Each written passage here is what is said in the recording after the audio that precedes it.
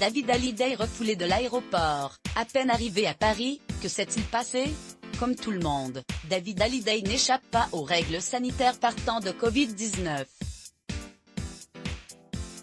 En novembre dernier, il a eu des soucis à entrer sur le territoire. En novembre dernier, tandis qu'il devait assurer la promotion de son nouvel album. En France, David Hallyday s'est fait rattraper par la patrouille sanitaire, racontait-il il y a quelques jours Libération.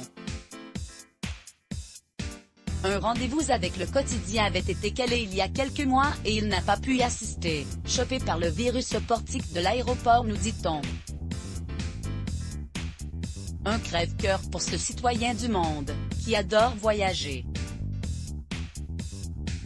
Parce que comme le décrivent nos confrères de France dimanche, David Hallyday a en partie été élevé aux États-Unis, par sa maman Sylvie Vartan et son beau-père, Tony Scotti, nous rappelle-t-on. Après son mariage à Alexandra Pastor, il a décidé de passer la moitié de l'année à Faro, au Portugal. Et tandis que la pandémie a gelé les déplacements de nombre de passagers, il n'a pas eu de passe-droit pour partir travailler. On apprend ainsi qu'alors qu'il s'apprêtait à passer le contrôle des passeports arrivés à Paris, il a été renvoyé chez lui. C'est là qu'il a dû se mettre au frais, dans sa villa portugaise, assure Libération. D'ailleurs, il s'était déjà cloîtré pour un confinement créatif au printemps.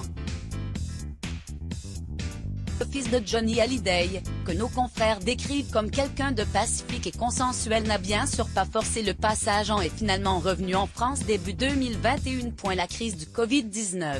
David la prend d'ailleurs très au sérieux, puisqu'en décembre dernier, sur le plateau de l'Info du Vrai, Canal+, il avait expliqué « Je fais gaffe un maximum, ça appelle aussi à penser aux autres, et penser aux autres, David Hallyday ne le fait que trop ». Il assure avoir été bouleversé en 2020 par la douleur des gens, et la tristesse de ceux qui souffrent le plus, et d'ajouter « c'est ce qu'il y a de pire ». C'est pour cela que le frère de Laura Smet avait levé le pied sur les chaînes d'info en continu, estimant « c'est très anxiogène, et comme j'ai une petite nature hypocondriaque, je me suis dit, ce n'est peut-être pas le bon truc ».